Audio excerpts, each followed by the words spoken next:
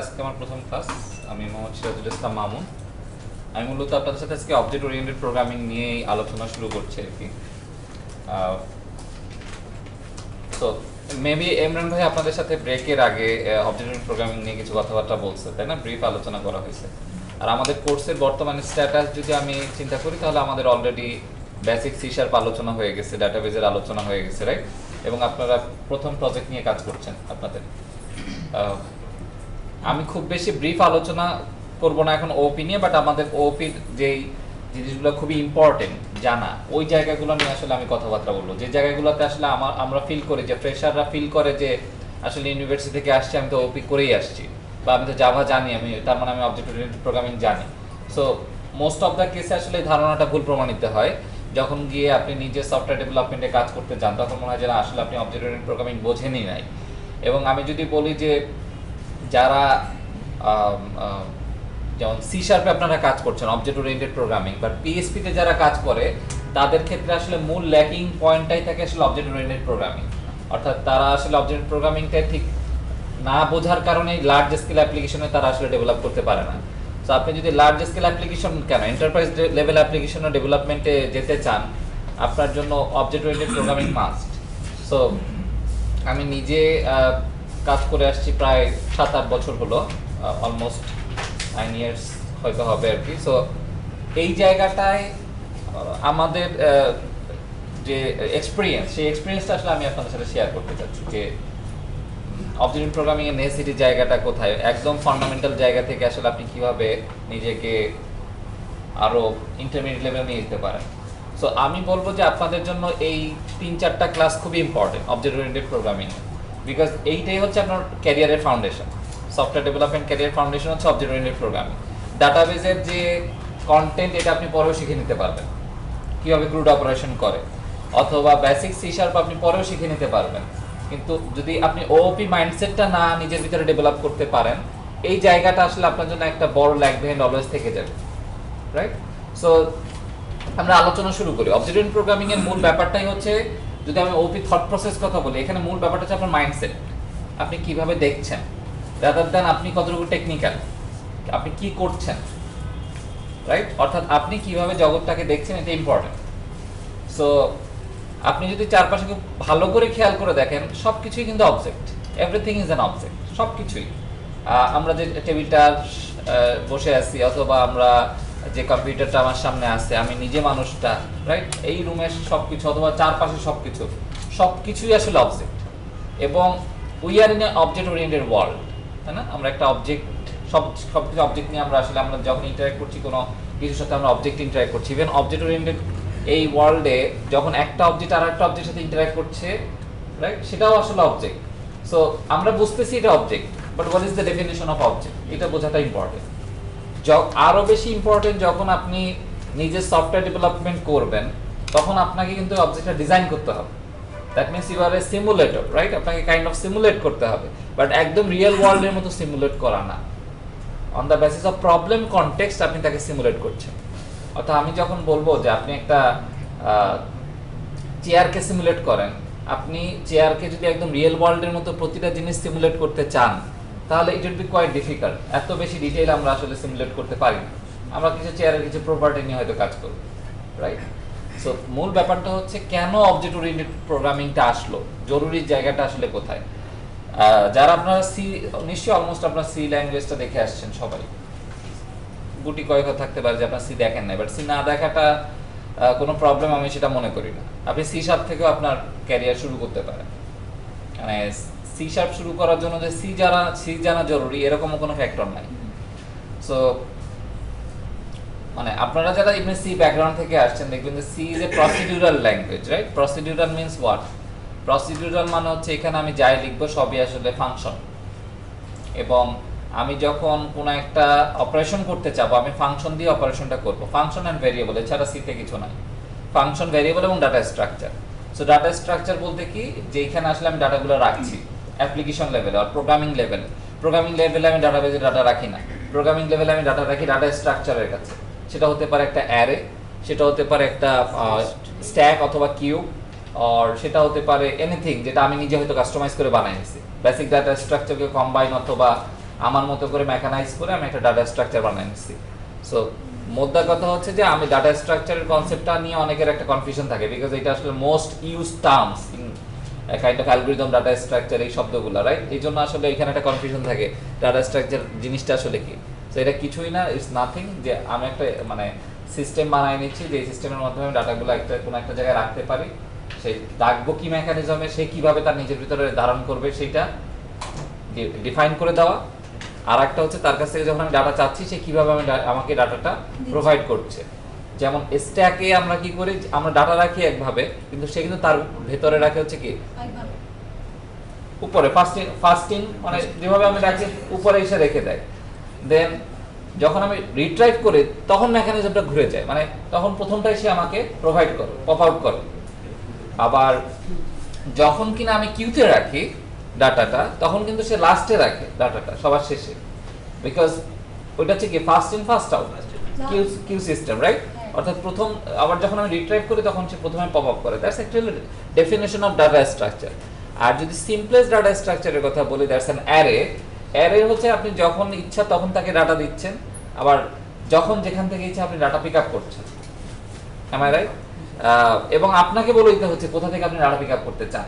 এখানে আসলে এরকম কোনো মেকানিজম নাই যে না আপনি যেখানে রাখবেন আমি সেটাই দিব, আপনাকে মাঝখানেটা নিতে দিব না। সো মূল ব্যাপারটা হচ্ছে আমার আসলে আজকের আলোচনা ডাটা স্ট্রাকচার নিয়ে না, আমি আসলে সবকিছু নিয়ে একটা ওভারভিউ সামারি করতে চাচ্ছি, রাইট? সেটা হচ্ছে যে প্রসিডিউরাল অ্যাপ্রোচে সবকিছু ফাংশন বেসড হওয়ার ফলে যে সমস্যাটা হয়, যে আপনি যখন কোনো একটা ইউনিট অফ ওয়ার্ক করতে চান, what is unit of work, মানে আমি কোনো একটা ডিফিনিট ওয়ার্ক করতে চাচ্ছি, মেবি আমি একটা পারচেজ অপারেশন এর কোড আমার প্রোগ্রামিং ল্যাঙ্গুয়েজে লিখতে চাচ্ছি, সেক্ষেত্রে পারচেজ অপারেশনের জন্য আসলে কি কি দরকার হয়? একটা প্রোডাক্টের ইনফরমেশন, সরি আমি যদি বলি একদম প্রথম থেকে, একটা ডেট রাখার দরকার হয়, পারচেজ ডেট কবে, রাইট? সাপ্লায়ার কে, দেন হচ্ছে প্রতিটা প্রোডাক্ট আলাদা আলাদা প্রোডাক্ট, একটা পারচেজ এগেইনস্টে অনেকগুলো প্রোডাক্ট থাকে, সেই প্রোডাক্টগুলোকে রেকর্ড করে একটা পারচেজের এগেইনস্টে, দেন সবকিছু মিলে একটা ডাটা নিয়ে ডাটাবেজে সেভ করে রাখা। সো যখন অ্যাপ্লিকেশন লেভেলে আসি তখন কিন্তু আমি আটকায় যাব। প্রোডাক্ট ইনফরমেশন, আমি তো আর প্রসিডিউরাল অ্যাপ্রোচে প্রোডাক্টের কোনো অবজেক্ট কনসেপ্ট নাই, সো আমাকে প্রোডাক্ট ইনফরমেশন রাখতে হবে কি আলাদা আলাদা ভেরিয়েবলে কোনো একটা অ্যারের ভিতরে। একটা প্রোডাক্টের যখন একাধিক প্রপার্টি, একটা প্রোডাক্টের ডাটা আমি রাখছি, প্রোডাক্টের আইডি রাখছি, প্রোডাক্টের নেম রাখছি, রাইট? প্রোডাক্টের কোড রাখছি, এই তিনটা প্রপার্টি আপনি যদি রাখতে চান তাও আপনাকে একটা অ্যারে দিয়ে আপনি করতে পারবেন, আপনার তিনটা অ্যারে লাগবে যদি মাল্টিপল প্রোডাক্ট আপনি ম্যানেজ করতে চান। আমার কথা কি বোঝা যাচ্ছে? তিনটা অ্যারে কেন লাগবে? একই ইন্ডেক্সে আমি হয়তো তিনটা অ্যারে মেনটেন করছি। সো আমি যে কথাটা বলতে চাচ্ছি যে প্রসিডিউরাল অ্যাপ্রোচে যখন আমরা রিয়েল ওয়ার্ল্ড প্রবলেম সলভ করতে যাই, আস্তে আস্তে সেই জিনিসটা আসলে কঠিন থেকে কমপ্লেক্স একটা সিচুয়েশন তৈরি হয়। পরবর্তীতে আসলে আমরা নিড ফিল করলাম যে না আসলে আমাদের এমন একটা প্রসেস দরকার যে রিয়েল ওয়ার্ল্ডে রিয়েলিটি মেনে নেওয়া, যেটাকে বলে, অর্থাৎ রিয়েল ওয়ার্ল্ডে আমরা যেভাবে চলছি সেভাবে যাতে আমরা আমাদের প্রোগ্রামিং এরিয়াতেও আমরা সেই প্রবলেমটাকে সেভাবেই সলভ করতে পারি, সেইটাকে সেভাবেই যেন আমরা সিমুলেট করতে পারি। ওই জায়গা থেকেই কিন্তু আসলে এই কনসেপ্টটা আসছে অবজেক্ট ওরিয়েন্টেড প্রোগ্রামিং। প্রথম কোশ্চেন হচ্ছে how could we define an object, আমরা কিভাবে একটা অবজেক্টকে ডিফাইন করব। যদি আমরা রাইট ওয়েতে ডিফাইন করতে পারি তাহলে আসলে ওই অবজেক্টটাকে আমরা ডিজাইনও করতে পারবো, রাইট? সো ওই যে বললাম প্রথমেই যে মাইন্ডসেটটা ইম্পর্টেন্ট হচ্ছে everything is an object. Second হচ্ছে আপনাকে বুঝতে হবে অবজেক্ট বলতে আসলে কি বোঝায়, এবং থার্ড হচ্ছে কিভাবে আপনি একটা অবজেক্ট ফাইন্ড আউট করবেন, একটা অবজেক্ট আপনি খুঁজে বের করবেন। সো অবজেক্ট বলতে যেটা বোঝায় সেটা হচ্ছে something which has some properties and activities, right? Which has some properties or some activities. So property বলতে কি বোঝায়? তার নিজস্ব বৈশিষ্ট্য, রাইট? যেমন আমি যদি বলি যে প্রজেক্টর, সো প্রজেক্টরের বৈশিষ্ট্যগুলো আসলে কি, হোয়াট ইট হ্যাজ দিয়ে যদি আমি কোয়েশ্চেন করে অ্যান্সার পাই সেগুলো হচ্ছে তার বৈশিষ্ট্য, রাইট? অ্যান্ড অ্যাক্টিভিটি, যেমন আমি বলি কার, যদি গাড়ির কথা বলি গাড়ি, সো গাড়ির বৈশিষ্ট্যগুলো আসলে কি, হোয়াট ইট হ্যাজ। মুভমেন্ট কিন্তু বৈশিষ্ট্য না, it's is behaviour, activity, right? So বৈশিষ্ট্যের সাথে অ্যাক্টিভিটি গুলাই ফেললে হবে না, আপনাকে বুঝতে হবে তার বৈশিষ্ট্য মানে তার প্রপার্টিজ কি কি আছে। কালার, রাইট, কালার আছে, ওকে ফাইন, চাকা আছে তাই না, স্টিয়ারিং আছে, এবং চ্যাসিস আছে, ইঞ্জিন আছে, রাইট? আরো অনেক ডিটেল গেলে আরো অনেক ড্যাশবোর্ড, আরো প্রতিটা এবার আমি যদি পুরো কম্পোনেন্টটাকে আলাদা আলাদা করতে চাই অনেক ডিটেল কম্পোনেন্টে চলে যাওয়া যায়, রাইট? অর্থাৎ কার has engine, engine has what, engine has horse power or engine has engine number, right? এবং আমি যদি বলি কার হ্যাজ টায়ার, টায়ার হ্যাজ, তাই না, model or tyre has its right measurement. এবং যদি আমি বলি যে টায়ারের যে মেজারমেন্ট হ্যাজ, তাই না, মেজারমেন্টের কি আছে, হাইট, উইডথ বা এরকম কিছু একটা। সো আমরা কি একটা অবজেক্ট দেখেন, একটা অবজেক্ট কিন্তু আমরা আরো ডিটেইল লেভেলে চলে যেতে পারছি যদি ওইভাবে আমরা দেখি, রাইট? এবং বাস্তব যে দুনিয়াটা সেখানে একটা অবজেক্ট কিন্তু একদম মানে সিলগালা করা না, সবকিছু মিলায়। It's actually composite of components, তাই না? অনেকগুলো কম্পোনেন্ট একসাথে হয়ে একটা অবজেক্ট তৈরি হচ্ছে। বাট আমরা চেষ্টা করব যত বেশি কমপ্লেক্সিটি এড়ানো যায়।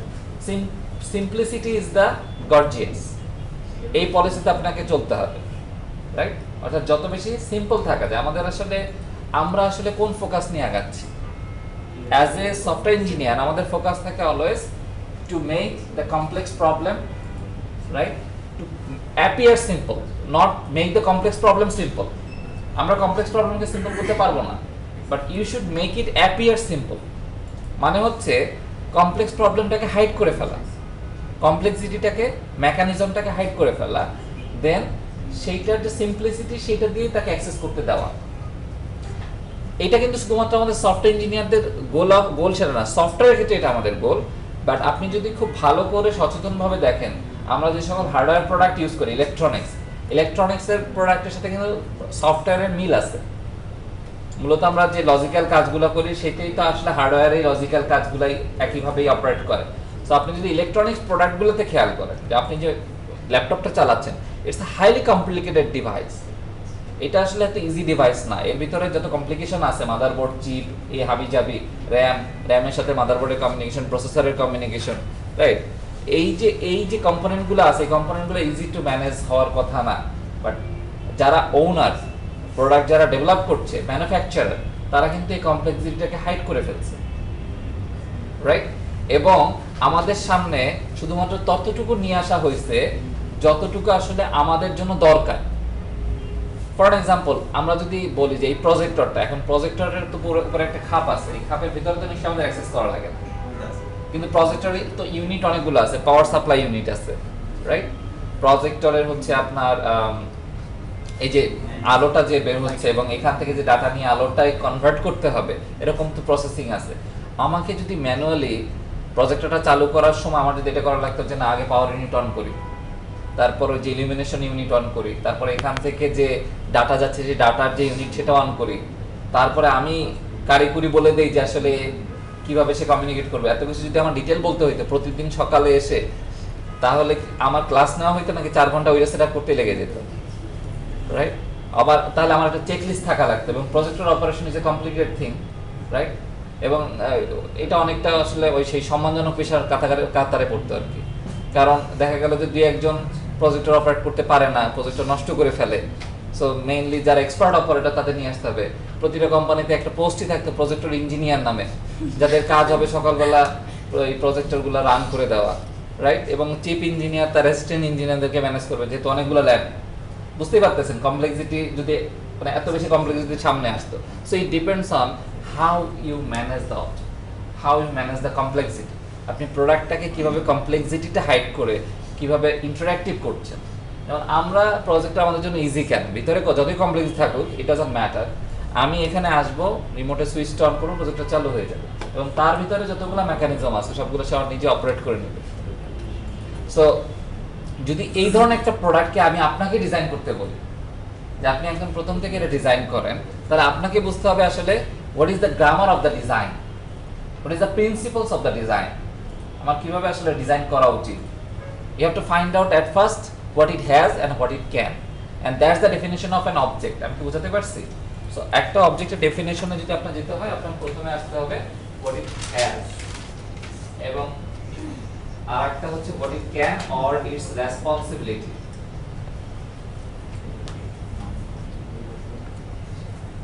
So has দিয়ে আসলে আমরা অলওয়েজ বুঝি যেটা সেটা হচ্ছে তার অ্যাট্রিবিউটস এবং can দিয়ে যেটা বুঝি সেটা হচ্ছে তার অ্যাক্টিভিটি, রাইট?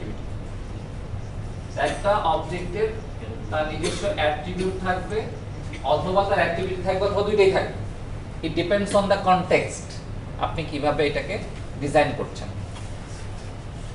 আর একটা জিনিস আমরা একটু ক্লিয়ার করি, বাট তার আগে আমি একটু বলি, যেমন ধরেন আমরা যদি একটা অবজেক্ট চিন্তা করি পারসন, আমরা অবজেক্টের নাম দিলাম পারসন এবং বললাম person has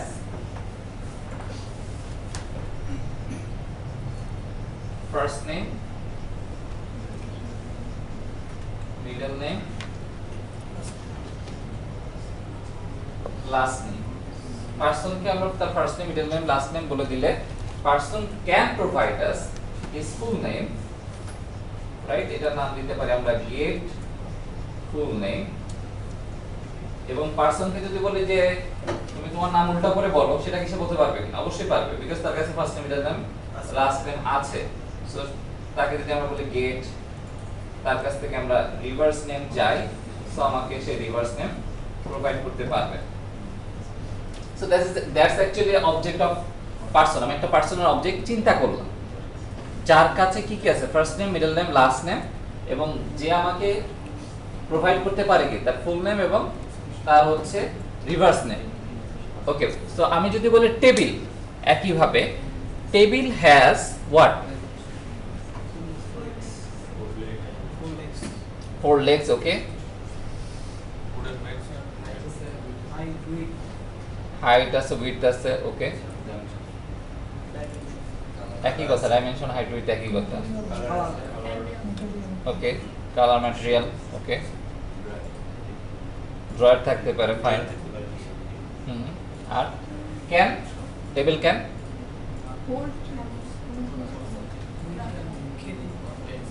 carry something or hold something. But can দিয়ে কোশ্চেন করলে অনেক সময় আপনি আটকায় যেতে পারেন, কারণ টেবিল তো নিজে মুভ করে না। সো সে যে হোল্ড করবে সে কিভাবে করবে, রাইট? সো ওই ধরনের সিচুয়েশনে আপনার কোশ্চেন করা উচিত হোয়াট ইজ রেসপন্সিবিলিটি। তার আসলে নিজের দায়িত্ব, তাকে কেন, what is the purpose, what is the responsibility of the object, তার আসলে পারপাসটা কি, তার রেসপন্সিবিলিটি কি। সো আমরা টেবিল ইউজই করি কোনো কিছু এটার উপরে রাখার জন্য, রাইট? সো আমি যে কথাটা বলতে চাই, এখানে আমাদের কিছু জায়গায় আসলে খুব সতর্কভাবে দেখতে হবে। অ্যাজ এ হিউম্যান একটা অবজেক্ট যেভাবে আমি দেখি, অ্যাজ এ প্রোগ্রাম আমি সেভাবে কিন্তু দেখবো না। কেন আমি আপনাদের বলি, আমি যখন আপনাদেরকে জিজ্ঞেস করলাম টেবিলের কি কি আছে, আপনারা কিন্তু আমাকে বললেন টেবিলের পায়া আছে, টেবিলের তল আছে, রাইট? টেবিলের এই ড্রয়ার আছে, টেবিলের হাইট আছে, উইডথ আছে, ফাইন, মেনে নিলাম। অ্যাজ এ হিউম্যান আমরা এভাবে টেবিলটাকে আইডেন্টিফাই করি, দ্যাটস গুড। আচ্ছা, ধরেন আমি আমাদের এই বিআইটিএম এর অফিসের একজনকে দায়িত্ব দিলাম, আপনি টেবিলগুলোকে ম্যানেজ করেন, কোথায় কি টেবিল আছে। তার কাছে টেবিলের ডেফিনিশন কি এটা যে টেবিলের পায়া আছে, টেবিলের কালার অবশ্যই একটা ইয়া হইতে পারে, বাট টেবিলের পায়া আছে, টেবিলের তল আছে, টেবিলের হাইট, উইডথ কত, is it matter to him or her? তার কাছে আসলে ম্যাটারটা কি? মানে ধরেন আপনাকে আমি দায়িত্ব দিলাম, আপনি বিআইটিএম এর সবগুলো টেবিল ম্যানেজ করবেন, কোথায় কোন টেবিল আছে, কি অবস্থায় আছে, এটা আপনি ম্যানেজ করবেন যাতে কোনো টেবিল মিসম্যানেজ না হয়। আমাদের যেই ল্যাবে যে কোনো টেবিল থাকে, কখনো কখনো কোনো ল্যাবে বেশি টেবিল লাগে, আমরা যাতে টেবিল ব্যালেন্সিং করে সেখানে বসাতে পারি। সো আপনাকে জানতে হবে কি টেবিলটা কোথায় আছে, ইউনিকলি আইডেন্টিফাই করা এবং সেই অনুযায়ী তাকে ম্যানেজ করা, রাইট? কোনো টেবিল যাতে কেউ চুরি করে না নিয়ে যেতে পারে সেইটাও আসলে আইডেন্টিফাই করা। সো সেই ক্ষেত্রে আপনি কিভাবে ম্যানেজটা করবেন? রুম নাম্বার, ওকে। রুম নাম্বারটা কত, মানে ওই কোন কোন রুমে কত সংখ্যক টেবিল রাখতেছে সেটা, কত সংখ্যক, ফাইন। সেটা তো গেল রুমের পার্সপেক্টিভে, কিন্তু টেবিলকে আইডেন্টিফাই করবেন কিভাবে? কোশ্চেন হচ্ছে এটা। আইডি নাম্বার বা কোনো একটা টেবিলের একটা নাম্বার বসাবো আগে, তাই না?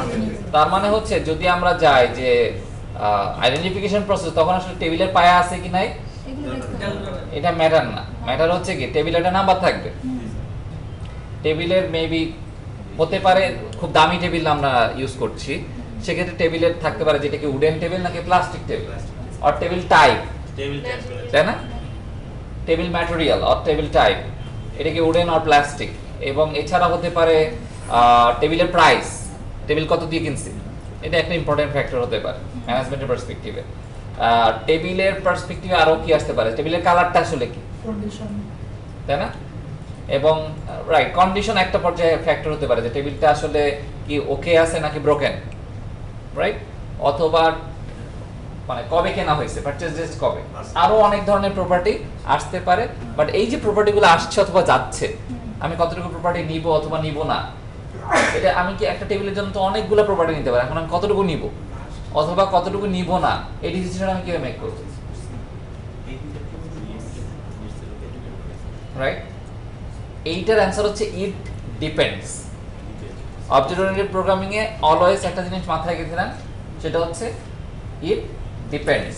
একটা অবজেক্টের কি থাকবে, আমি যদি আপনাকে বলি কারের কি থাকবে, একটা কারের কি কি প্রপার্টি নিব, অ্যান্সার কি, ইট ডিপেন্ডস।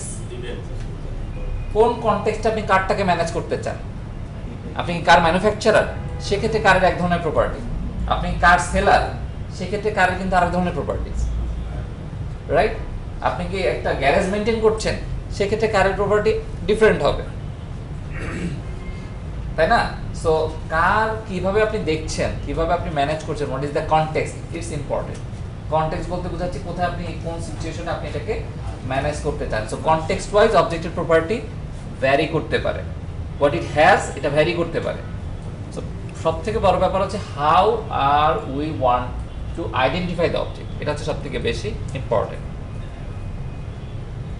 ওকে, সো আপনি কিভাবে এটাকে আইডেন্টিফাই করবেন, rather than as a human I আমি যেভাবে দেখছি অবজেক্টকে, আমরা আসলে সফটওয়্যার লেভেলে বা ম্যানেজমেন্ট লেভেলে আমরা সেভাবে দেখি না, এটা আমাদের মাথায় নিয়ে আসতে হবে। যেমন আমি যদি বলি হোয়াট কার হ্যাজ, আপনি বলবেন গাড়ির টায়ার আছে, গাড়ির চ্যাসিস আছে। বাট যখন আমি আইডেন্টিফিকেশন প্রসেসে যাব, তখন দেখবেন এই প্রপার্টিগুলো আসলে irrelevant, rather than car has colour, car has brand, car has registration number, car has license number, or car has something like that, right? Car has engine, engine has what, আপনি বলবেন যদি normal human I ভিউতে ওকে বলি engine has piston, engine has kind of, এটা size কত, গাড়িটি কীভাবে বসবে, এটাও ইম্পর্টেন্ট কোনো কোনো গাড়ির ক্ষেত্রে। বাট মোস্ট অফ দ্য কেসে ইঞ্জিনের ক্ষেত্রে আমরা জানতে চাবো হয়তো যদি ম্যানেজমেন্ট পার্সপেক্টিভ বলি ইঞ্জিন হ্যাজ হর্স পাওয়ার, অথবা ইঞ্জিন নাম্বার, ইঞ্জিনের ব্র্যান্ড, টায়ারের ব্র্যান্ড ইম্পর্টেন্ট রাদার দেন টায়ারের ব্যাস কত সেটাও ইম্পর্টেন্ট, রাইট? বাট টায়ারে যে ওই যে কি বলে এটাকে, যে প্লাস্টিকটা লাগানো আছে, প্লাস্টিকও নাই অ্যাকচুয়ালি, এটা কি রাবার বলে, সো কি রাবার লাগানো আছে এটা ইম্পর্টেন্ট না। আমি কি বোঝাতে পারছি? সো অবজেক্ট ওরিয়েন্টেড প্রোগ্রামিং এ আপনাকে অবশ্যই দুইটা জিনিস কনসিডারেশন আনতে হবে, what it has and what it can, its attributes and its activities. It attributes or its data, right? তার কাছে কি ডাটা আছে, ওই অবজেক্টের কাছে তার নিজস্ব কি ডাটা আছে, অথবা তার ক্ষেত্রে তার রেসপন্সিবিলিটি গুলো আসলে কি। আমাদের রিয়েল ওয়ার্ল্ডে আমরা অবজেক্ট ওরিয়েন্টেডে চলতে চলতে এত বেশি অভ্যস্ত হয়ে গেছি, এটা আপনার কাছে অবভিয়াস মনে হতে পারে, but when you will design it, এটা আপনার কাছে তখন মনে হবে যে আপনি ডেফিনেশন খুঁজে পাচ্ছেন না, রাইট? সো সেক্ষেত্রে আমি ওই পয়েন্টগুলোই আবার রিভাইজ করছি আপনাদের সাথে, এটা ধরে নিতে পারেন। সো যখন আমি একটা অবজেক্ট ডিজাইন করব, তখন আমাকে অবশ্যই আগে আসলে ওই অবজেক্টের একটা মডেল বানাইতে হবে, যেটাকে বলা হয় ব্লুপ্রিন্ট, নকশা, রাইট? অবজেক্টে কি কি থাকবে, কি কি থাকবে না, এটা যদি আমি আগে না জানি, আমি অবজেক্ট প্রথম থেকে অবজেক্ট বানাতে পারবো না, সেটা ভালো কিছু হবে না। এক্সাম্পল দিয়ে বলি, আপনি একটা বাড়ি বানাতে যাচ্ছেন, আপনি প্রথমে যাবেন আর্কিটেক্টের কাছে, যদি বাড়ি আপনি খুব ভালো করে সুন্দর একটা বাড়ি বানাতে চান, really you want to build a planned house, মানে একদম সুন্দর, আপনি জানেন যে দক্ষিণ পাশে যে বাতাসটা আসে সেই বাতাসটাকে আপনি ইউজ করতে চান, উপরে যে সানলাইটটা যে অ্যাঙ্গেলেই আসুক না কেন আপনার ওই জমির উপরে, সেটাও আপনি ইউজ করতে চান। ওভারঅল সব কিছু মিলেই ওই এনভায়রনমেন্টটাকে আপনি আসলে ফুল ইউটিলাইজ করে একটা বাড়ি বানাতে চান, সেক্ষেত্রে আসলে আপনার সিভিল ইঞ্জিনিয়ার এনাফ না, রাইট? সেক্ষেত্রে আপনার আর্কিটেক্ট লাগবে, কেন সে ব্লুপ্রিন্ট করে দিবে কোথায় কোন জিনিসটা কীভাবে থাকা উচিত। Then on the basis of the design, এরপরে কি করা হচ্ছে, বাড়িটা বানানো হচ্ছে ইটের পর ইট গেঁথে। সো বাট যখন ডিজাইনটা দাঁড় হয়ে গেছে তখন কি বাড়ি দাঁড় হয়ে গেছে? না। বাট কনসেপচুয়ালি কিন্তু house has been build, conceptually build, because ওই ডিজাইনটাকেই কিন্তু ইমপ্লিমেন্ট করা হবে। অর্থাৎ ডিজাইনটাই কিন্তু আসলে বলা যায় 50% কাজ করে দিচ্ছে, অর মোর দ্যান 50%, আর বাকি কাজ করা হচ্ছে কি দিয়ে? জাস্ট টাকা ঢালেন, বাড়ি হয়ে গেছে। ব্যাপারটা কিরকম না? সো অবজেক্ট ডিজাইনের ক্ষেত্রে বলেন অথবা যেই সেক্টরে আপনি যান না কেন, আপনাকে আসলে ব্লুপ্রিন্ট ডিজাইনটা ইম্পর্টেন্ট। সো অবজেক্ট ওরিয়েন্টেড কনসেপ্টে আমরা আগে আসলে যে কাজটা করি সেটা হচ্ছে ব্লুপ্রিন্ট। আগে আমরা ডিজাইনটা দাঁড় করাই, what it has, what it can. Blueprint দাঁড় করাইছেন মানে এইটা না যে আসলে আপনি অবজেক্টটাকে তৈরি করলেন, ওই ব্লুপ্রিন্টকে কাজে লাগিয়ে আমরা যতগুলো ইচ্ছা ততগুলো অবজেক্ট তৈরি করতে পারি। ব্লুপ্রিন্টের কাছে থাকবে definition, what it has, what it can, অর্থাৎ এগুলো হচ্ছে তার ডেফিনেশন, রাইট? ব্লুপ্রিন্ট যখন রিয়েলি আপনি একটা পার্সনকে তার ফার্স্ট নেম বলে দিচ্ছেন, মিডল নেম বলে দিচ্ছেন, লাস্ট নেম বলে দিচ্ছেন, দ্যাটস অ্যান অবজেক্ট। ডিফিনাইট পার্সনের কথা বলছি। এটা হচ্ছে কি? Class. It's a class, right? এটা যে কোনো পার্সনের ক্ষেত্রে প্রযোজ্য এই জিনিসটা। বাট যখন আপনি রিয়েলি ডেফিনিটিভ একটা পার্সনের কথা বলছেন, তাহলে তার ফার্স্ট নেম স্পেসিফিক, তার মিডল নেম স্পেসিফিক এবং তার লাস্ট নেম স্পেসিফিক, রাইট? এবং ওই পার্সন সে তার শুধু তার নিজের নামটা প্রোভাইড করবে। ওকে, সো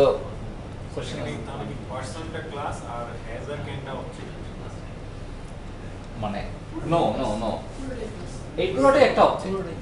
আমরা প্রথমে বলি ক্লাস দিয়ে আসলে আমরা বলি একটা অবজেক্টের ডিজাইন, ব্লুপ্রিন্ট, মোল্ড, মডেল, যেটাই বলেন না কেন। আমি একটা অবজেক্ট ডিজাইন করতে চাই, তার কাছে কি কি থাকবে সেটা হচ্ছে তার ডেফিনেশন। আমরা আগে দাঁড় করাইছি, এটা হচ্ছে অবজেক্টের ডেফিনেশন, ব্লুপ্রিন্ট। এখনো অবজেক্ট রিয়েল ওয়ার্ল্ডে আসে নাই। দেন যখনই আমি ওই ডিজাইনকে ইউজ করে রিয়েলি একটা অবজেক্ট বানাচ্ছি, তখন ওই অবজেক্টের কাছে কি এইগুলাই আছে না? কিসের উপর বেস করে আপনি বলছেন এগুলাই আছে? এগুলা বলতে কি বোঝাচ্ছি? ডিজাইনটা ইন্ডিকেট করছি, ব্লুপ্রিন্টটাকে ইন্ডিকেট করছি। সো ক্লাসটা হচ্ছে কি? সেই ডিজাইন, ব্লুপ্রিন্ট। এন্ড অবজেক্টটা হচ্ছে কি? রিয়েলি আমরা যেটাকে ইউজ করতে পারছি, ইনস্ট্যান্স, রাইট? যার একটা অবস্থানগত ব্যাপার স্যাপার আছে। যেমন আপনি যখন হাউসের ডিজাইন মানে আর্কিটেক্ট যখন ডিজাইনটা করলো, তখন মেবি হাউস তৈরি হয় না, বাট তার কাছে ব্লুপ্রিন্ট রেডি। যখন রিয়েলি হাউস তৈরি হলো, that's a definite object, right? ওই সেম ডিজাইনকে ইউজ করে কি একটা পুরো আবাসিক এলাকা করে ফেলা সম্ভব কিনা? অবশ্যই সম্ভব, তাই না? বাট মেবি প্রতিটা হাউসের নিজস্ব কালার ডিফারেন্ট হতে পারে। মেবি তার ওই ব্লুপ্রিন্টের কাছে কালার বলে একটা প্রপার্টিজ আছে, যেখানে সে কালার বলে দিলে ওই কালার অনুযায়ী প্রতিটা হাউস আলাদা আলাদা কালার হতে পারে, অবস্থান ডিফারেন্ট হতে পারে, তাই না? ফেস ডিফারেন্ট হতে পারে, বাট ডিজাইন কি সেম থাকতে পারে না? সো এইখানে আসলে কি, আপনি যখন একটা অবজেক্ট ডিজাইন করবেন, তখন আপনি কিন্তু বলে দিচ্ছেন তার কাছে কি কি প্রপার্টিজ আছে। দেন ওই প্রপার্টিজের উপর বেস করে যখন আপনি ডিফিনাইট একটা অবজেক্ট বানাচ্ছেন এই ব্লুপ্রিন্টকে ইউজ করে, তখন আসলে ওই অবজেক্টের কাছে বলে দিচ্ছেন তার ডাটাগুলা। এগুলো হচ্ছে তার কি, যে অ্যাট্রিবিউট বললাম, এগুলো হচ্ছে কি তার নিজস্ব data, state, first name, middle name, last name, তার ডাটাগুলো আসলে কি। এবং on the basis of that data object আসলে কি করতে পারে? রেসপন্সিবিলিটি ডিল করতে পারে। তার অ্যাক্টিভিটিগুলো তো এই ডাটার উপর বেস করে সে দিবে। একটা অবজেক্টের, একটা গাড়ির কাছে যদি ইঞ্জিন না থাকে, সে বলতে পারবে ইঞ্জিন স্টার্ট করি। ইঞ্জিনে না স্টার্ট কিভাবে করবে? আমি কি বোঝাতে পারছি? তাহলে তার ডাটা হিসেবে ইঞ্জিন তো আগে থাকতে হবে, প্রপার্টি হিসেবে ইঞ্জিন আগে থাকতে হবে। সো আমি কি মোটামুটি একটা ধারণা দিতে পারছি আপনাদেরকে অবজেক্ট সম্পর্কে? সো এই পার্সপেক্টিভটা আসলে ইম্পর্টেন্ট, হচ্ছে বেসিক পার্সপেক্টিভ। সো বাট আমি যদি এবার মোটামুটি একটু থিওরিটিক্যাল আলোচনায় আসি, ফরম্যাটিভ আলোচনায় আসি, ফর্মাল আলোচনায় আসি, সেক্ষেত্রে অবজেক্ট ওরিয়েন্টেড প্রোগ্রামিং এর কিছু পিলার অফ কনসেপ্ট আছে, right? Pillar of concept means যে আসলে কিছু কনসেপ্ট আছে যেগুলো আসলে আপনি যখন একটা অবজেক্ট ডিজাইন করবেন, আপনাকে মাথায় নিয়ে এই ডিজাইনটা করতে হবে। সো আপনারা নিশ্চয়ই শুনে থাকবেন সেগুলো, রাইট? বলতে পারেন কি কি আছে pillar of concept object oriented programming এ?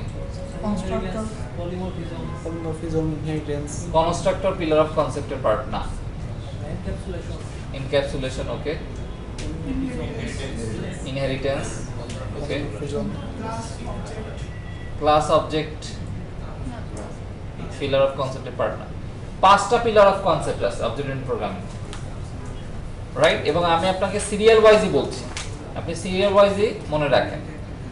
অথবা আপনি যখন কনসেপ্ট বুঝে যাবেন তখন আপনি নিজেই বুঝে যাবেন কার পরে আসলে কার মানে কোনটা আসলে চলে আসে। পাঁচটা পিলার অফ কনসেপ্ট আছে: abstraction, right, encapsulation, data hiding, inheritance, polymorphism. This are the 5 pillar of concept. কেন পিলার অফ কনসেপ্ট বলা হচ্ছে? যে কোনো অবজেক্ট ওরিয়েন্টেড প্রোগ্রামিং মানে যে কোনো অবজেক্ট ওরিয়েন্টেড প্রোগ্রামিং কনসেপ্ট যদি ল্যাঙ্গুয়েজ বলেন, সেই ল্যাঙ্গুয়েজের কাছে এই 5টা কনসেপ্ট থাকবেই। এই 5টা কনসেপ্টই আসলে যে কোনো অবজেক্ট ওরিয়েন্টেড প্রোগ্রামিং ল্যাঙ্গুয়েজে ইমপ্লিমেন্ট করছে। তার মানে সি প্লাস প্লাসে যে এই 5টা কনসেপ্ট অবশ্যই আছে। সে যদি অবজেক্ট ওরিয়েন্টেড প্রোগ্রামিং হয়ে থাকে, সে যদি সি শার্পেও আসলে এই 5টা কনসেপ্ট আছে, জাভাতেও আছে, রুবিতেও আছে। So this is the platform: abstraction, encapsulation, data hiding, inheritance and polymorphism। এই 5টা কনসেপ্ট যদি আপনি ঠিকমতো বোঝেন, আপনার জন্য যে কোনো প্ল্যাটফর্ম শিফট করা ইজি। একটা ল্যাঙ্গুয়েজ থেকে আরেকটা ল্যাঙ্গুয়েজে শিফট করা ইজি, বিকজ আপনার কাছে প্ল্যাটফর্ম আছে। আপনি জানেন যে অ্যাবস্ট্রাকশন এই জিনিস, তাহলে সি শার্পে অ্যাবস্ট্রাকশন কিভাবে করা হয়েছে, রাইট? আপনি তখন খুঁজবেন জাভাতে কিভাবে করা হচ্ছে, অথবা রুবিতে কিভাবে করা হচ্ছে, পাইথনে কিভাবে করা হচ্ছে। সো এবার আসেন এক এক করে আমরা একটু এগুলো নিয়ে কথা বলি। আজকে আমরা মানে জাস্ট ব্রিফ আলোচনা করছি, নেক্সট দিন আপনারা আরো বেশি ইমপ্লিমেন্টেশন লেভেলে কাজ করবেন। সো প্রথমে আসি অ্যাবস্ট্রাকশন। অ্যাবস্ট্রাকশন বলতে আসলে কি বোঝায়, এটা আমাদের কাছে ইম্পর্টেন্ট। আপনার অ্যাবস্ট্রাক্ট পেইন্টিং দেখছেন কেউ কখনো কোনো আর্ট গ্যালারিতে গিয়ে? অ্যাবস্ট্রাক্ট পেইন্টিং দেখে বোঝা যায় কি বলতে চাচ্ছে? বুঝে যাওয়ার তো কথা না, বিকজ শিল্পী তো এসে আপনাকে বলে নাই যে আমি এটা বুঝাচ্ছি। Abstract painting is kind of conceptualising something, right? সেটা হতে পারে কালার, সেটা হতে পারে কোনো একটা অবজেক্ট, সেটা এনিথিং। মানে আমি অ্যাবস্ট্রাক্ট পেইন্টিং নিয়ে কথা বলছি না, বা অত বেশি হাই লেভেল আলোচনা কিছু নাই আমার এখানে। আমি খুবই সিম্পলিফাইড কথাটা বলছি। অ্যাবস্ট্রাক্ট শব্দটার মানে কি? অ্যাবস্ট্রাকশন শব্দটার মানে ইজ কনসেপচুয়াল, রাইট? রাইট, মানে যার বস্তুগত কোনো অবস্থান নাই, রাইট, বাট যার আসলে অবস্থান আছে, বাট সেটা conceptual, which is conceptually truth or conceptually existent but not in object যেটাকে আমি অবজেক্টিফাই করতে পারছি না। এক্সাম্পল দেই, যেমন হচ্ছে আমি যদি বলি যে পারচেজ, ধরেন আমি একটা কোনো কিছু কিনলাম কোনো একটা দোকান থেকে, purchase it's an operation actually. Purchase কোনো একটা কিছু কিনলাম, এখন আমি যখন দোকানে গেলাম, আমি আসলে কি কোনো কিছু ইন্ডিকেট করে বলে দিতে পারছি এটা পারচেজ? আমি যখন কিনছি তখন আমি কি কিনছি? প্রোডাক্ট। আমি একটা প্রোডাক্ট কিনে নিয়ে চলে আসছি, বাট আমি যখন খাতায় রেকর্ড করছি, আমি কি রেকর্ড করছি? একটা পারচেজ রেকর্ড করছি, একটা ট্রানজ্যাকশন রেকর্ড করছি। সেখানে আমি কি লিখছি? ডেট, কত টাকার পারচেজ করলাম, কোন প্রোডাক্টটা পারচেজ করলাম। এই যে অপারেশনটা, এটার কোনো অবস্থানগত এক্সিস্টেন্স আপনি দিতে পারবেন? নাই কিন্তু। সো বাট এটা কিন্তু আসলে একটা মানে কি বলে, এটা একটা অবজেক্ট। পারচেজ আসলে কি একটা অবজেক্ট না? But it's a conceptual object. আমি কি বোঝাতে পারছি? সো অবজেক্ট দুই রকম হতে পারে। একটা হচ্ছে ট্যানজিবল, যেটা আমরা দেখতে পারি, ছুঁইতে পারি, সামনে অবস্থানগত আছে, ব্যাপার স্যাপার আছে। আর একটা হচ্ছে কনসেপচুয়াল। বাট অ্যাবস্ট্রাকশন মানে যে কনসেপ্টটা, আমি সেটা বলছি না, আমি জাস্ট মনে পড়লো তাই বললাম। সো অ্যাবস্ট্রাকশনের সাথে অ্যালাইন করি, যে কোনো অবজেক্টের অ্যাবস্ট্রাকশনের একটা ব্যাপার স্যাপার আছে। উদাহরণ দেই, আচ্ছা আমি যদি আপনাকে বলি কার, যখন আমি আপনাকে বলছি কার, তখন কি আপনার মাথায় একটা গাড়ি ভেসে উঠছে না? আমার মাথায় একটা গাড়ি ভেসে উঠছে, বাট আমি কোন ব্র্যান্ডের গাড়ি নিয়ে চিন্তা করছি আপনি জানেন? আমি কোন কালারের গাড়ি চিন্তা করছি আপনি জানেন? আপনার জানার কি দরকার আছে এটা? আমি যখন কার বলছি তখন তো আপনার মাথায় যে গাড়িটা, সেটা হতে পারে একটা সুপার কার, সেটা হতে পারে একটা নর্মাল কার, বাট আপনার মাথায় একটা গাড়ি ভেসে উঠছে এবং আমার মাথায়ও একটা গাড়ি ভেসে উঠছে। We are sharing some concept, we are conceptualising something, we have some common concept. যে গাড়ি নিয়ে কথা বলছি মানে আপনি বুঝতেছেন কি নিয়ে কথা বলছে। সো আপনার এবং আমার কমন কনসেপ্টটা আসলে কি?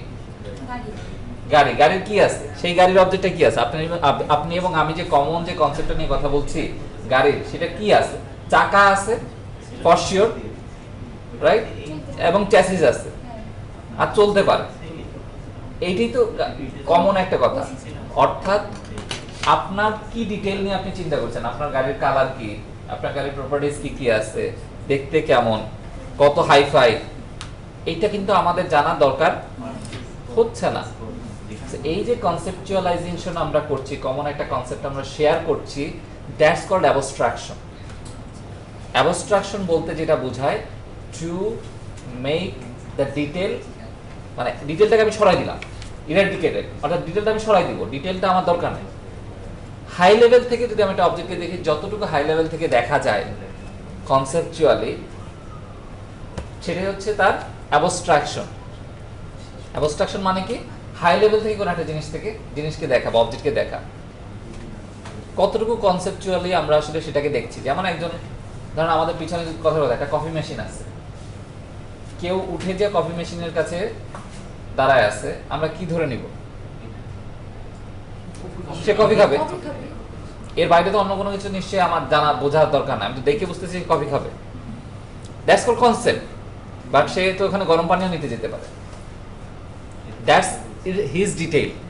ওই ডিটেইল কিন্তু আমার জানা দরকার নেই। আমার জানার দরকার কি, আমরা তখন কমনলি কি দেখি, যে আসলে কমনলি আমি কি কনসেপ্টের সাথে অ্যালাইন করছি। আবারও বলি, যেমন ধরেন আমি যদি বলি টেবিল, আপনার মাথায় একটা টেবিল ভেসে উঠছে, আমার মাথায় একটা টেবিল আছে, এই জন্য তো আমি টেবিল বলছি। বাট আমি যে টেবিলটা চিন্তা করছি সেটা ওক কাঠের নাকি সে কাঁঠাল কাঠের, it doesn't matter, right? Matter কি করে? We are sharing A concept. So abstraction হচ্ছে একটা important concept of object oriented programming, যে একটা হাই লেভেল থেকে একটা অবজেক্টকে আপনি কিভাবে দেখছেন, কতটুকু কনসেপ্ট আপনি অবজেক্টের ক্ষেত্রে শেয়ার করছেন, একটা হাই লেভেল থেকে what it has and what it can আপনি কিভাবে আইডেন্টিফাই করছেন। আমি কি বোঝাতে পারছি? ওকে,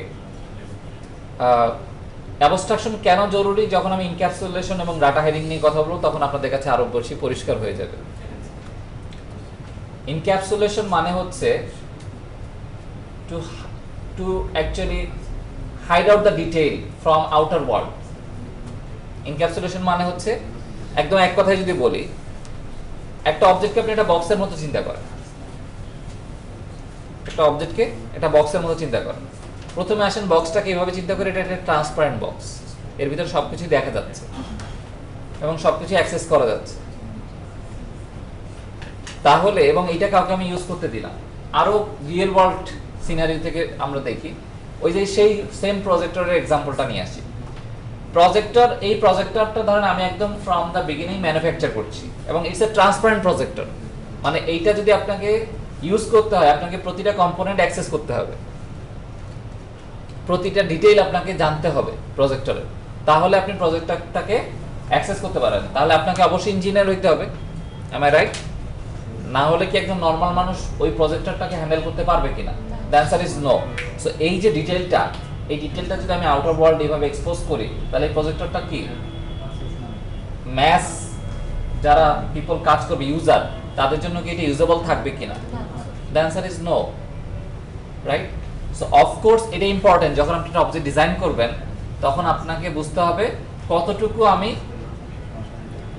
সামনে মানুষের কাছে এক্সপোজ করব, কতটুকু আমি সামনে নিয়ে আসব, সেটা হচ্ছে অ্যাবস্ট্রাকশন। That's the কনসেপচুয়ালাইজেশন। মানুষ এটাকে কিভাবে দেখছে, কতটুকু না সামনে, কতটুকু না দেখালেই নয়, ব্যাপারটা এরকম। অর্থাৎ ওই যে বললাম, একটা প্রজেক্টরকে আপনি একটা বক্সের মতো চিন্তা করেন, একটা অবজেক্টকে বক্সের মতো চিন্তা করেন, কতটুকু আপনি আসলে পাবলিক এরিয়ায় নিয়ে আসছেন, দ্যাটস হোয়াট অ্যাবস্ট্রাকশন। ওইটা, ওই কনসেপচুয়ালাইজেশনটা আপনি শেয়ার করছেন। এবং কিছু অংশ আছে কি আপনি অবশ্যই হাইড আউট করে ফেলবেন, সেটা হচ্ছে কি ইনক্যাপসুলেশন। বুঝতে পারছি কি? ইনক্যাপসুলেশনের দুইটা টার্ম আছে। ইনক্যাপসুলেশনের দুইটা টার্ম আছে, একটা হচ্ছে to restrict direct access, to restrict direct access, এবং সেকেন্ড টার্ম হচ্ছে to able to bundle. So আমি আস্তে আস্তে আপনাদেরকে শেয়ার করি, এই কনসেপ্টগুলো আসলে বোঝাটা ইম্পর্টেন্ট। আমাকে বলেন, যতটুকু আলোচনা করছি ততটুকু কি আপনাদের কাছে মোটামুটি ক্লিয়ার? ফাইন। সো আমি জাস্ট ভিডিও